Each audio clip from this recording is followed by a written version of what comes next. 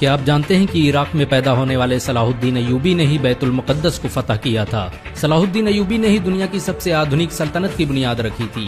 उनके जरिए स्थापित की गई अय्यूबी सल्तनत ने 100 सालों तक आधी दुनिया पर राज किया। इस सल्तनत की सरहदें मिस्र से लेकर सीरिया, तुर्की, यमन, हिजाज और अफ्रीका तक फैली हुई थी। सलाहुद्दीन अय्यूबी दुनिया का पहला हुक्मरान था जिसने सबसे ज्यादा अस्पतालों और स्कूलों का निर्माण करवाया। उनके जरिए बनाए गए अस्पतालों में दुनिया के सबसे बेहतरीन डॉक्टर काम करते थे।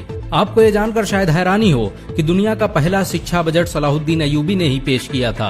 उन्होंने छात्रों के रहने के लिए हॉस्टल और कैंटीन बनाने की जिस परंपरा की शुरुआत की, उसे आज पूरी दुनिया में इस्तेमाल किया जाता है। सलाहुद्दीन अय्यूबी ने कभी जनता का पैसा खुद पर खर्च नहीं किया, यहाँ तक कि उन्होंने अपनी जिंदगी में कभी रेशमी कपड़े नहीं पहने। इतनी बड़ी सल्तनत का मालिक होने के बावजूद सुल्तान सलाहुद्दीन अय्यूबी ने अपनी पूरी जिंदगी एक टेंट में गुजार दी। सुल्तान सलाहुद्दीन अय्यूबी को इतिहास का सबसे न्यायप्रिय बादशाह कहा जाता है। उनके दरबार में हर इंसान को आने की इजाजत थी। सलाहुद्दीन अय्यूबी ने सप्ताह में 2 बार जनता दरबार लगाने की जिस परंपरा की शुरुआत की, उसे आज बहुत से देशों में इस्तेमाल किया जाता है।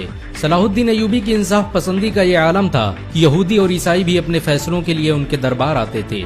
सुल्तान सलाहुद्दीन अय्यूबी के दौर में मिस्र दुनिया के सबसे अमीर शहरों में से एक था। उनकी हुकूमत में काहिरा और दमिश्क के अस्पतालों में दुनिया भर से लोग इलाज के लिए आते थे। दुनिया के मशहूर वैज्ञानिक एडलॉर्ड ने साइंस की शिक्षा मिस्र और सीरिया में हासिल की थी। आपको ये जानकर शायद हैरानी हो कि सलाहुद्दीन अय्यूबी के जरिए स्थापित की गई सल्तनत अय्यूबिया में ही आँखों के इलाज पर सबसे ज्यादा रिसर्च की गई। मोतियाबिंद का सबसे बेहतरीन इलाज मिस्र में ही खोजा गया था। सलाहुद्दीन अय्यूबी की सल्तनत में रहने वाले इब्न अल बैतार ने 300 से अधिक दवाओं की खोज की। उसकी लिखी किताब अल मुगन्नी और किताब अल जामी को 17वीं सदी ईस्वी तक ऑक्सफोर्ड जैसी यूनिवर्सिटियों में पढ़ाया जाता रहा। आपको ये जानकर शायद हैरानी हो कि सलाहुद्दीन अय्यूबी मिस्र और सीरिया के पहले सुल्तान थे।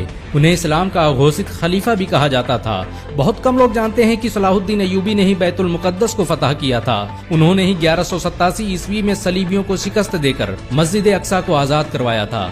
सलाहुद्दीन अय्यूबी ने मस्जिद अक्सा को फतह करने के लिए 16 जंगें लड़ी। वो हर जंग में एक मेहराब अपने साथ रखते थे ताकि जब बैतुल मुक़द्दस फतह हो तो उस मेहराब को अपने हाथों से मस्जिद अक्सा में लगा सकें। 1187 ईस्वी में जब उन्होंने बैतुल मुक़द्दस को फतह किया तो ये मेहराब उन्हीं के हाथों मस्जिद अक्सा में नस्ब किया गया। दुनिया भर के खजानों के मालिक और आधी दुनिया पर हुकूमत करने वाले सुल्तान सलाहुद्दीन अय्यूबी के पास इतना भी पैसा नहीं था कि वो ज़कात अदा कर सकें। वो अपनी सारी दौलत गरीबों और मिस्कीनों पर खर्च कर देते थे।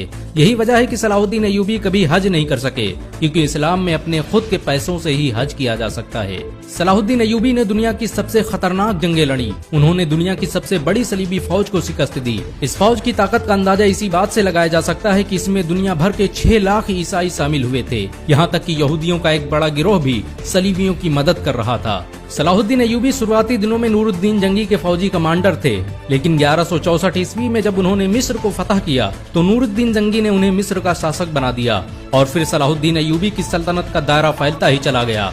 यहाँ तक कि सऊदी अरब से लेकर इराक, शाम, सूडान, तुर्की और अफ्रीका तक का पूरा इलाका सलाहुद्दीन अय्यूबी के कब्जे में आ गया। सुल्तान सलाहुद्दीन अय्यूबी ने सलीबियों से लगातार 12 सालों तक जंग लड़ी। उन्होंने जंग हित्तीन में अपने 12,000 सिपाहियों की मदद से सलीबियों के 63,000 के लश्कर को खाक में मिला दिया। सलाहुद्दीन अय्यूबी की इंसाफ पसंदी के दुश्मन भी कायल थे। उन्होंने बैतुल मुक़द्दस को फतह करते ही ईसाइयों और यहूदियों के लिए माफी का ऐलान कर दिया।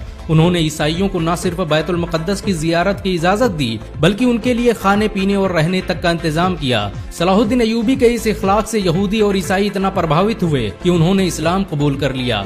सलाहुद्दीन अय्यूबी के होते हुए किसी में मुसलमानों की तरफ आंख उठाने की हिम्मत न थी।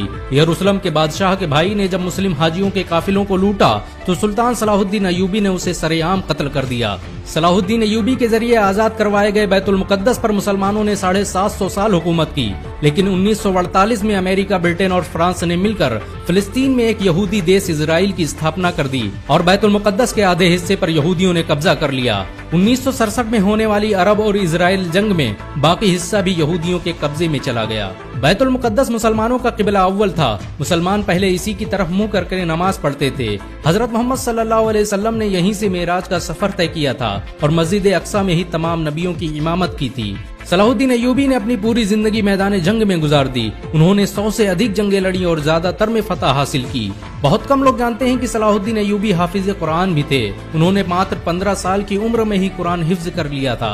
सलाहुद्दीन अय्यूबी इराक के शहर तकरीत में पैदा हुए थे। ये वही शहर था जहां बाद में सद्दाम हुसैन जैसा शेर पैदा हुआ। सलाहुद्दीन अय्यूबी को इस्लामी इतिहास का हीरो कहा जाता है। मुसलमान सलाहुद्दीन अय्यूबी को आज भी इज्जत की नजरों से देखते हैं। अगर एक मुसलमान होने के नाते आपको गर्व महसूस हुआ हो तो इस वीडियो को लाइक और शेयर जरूर करें।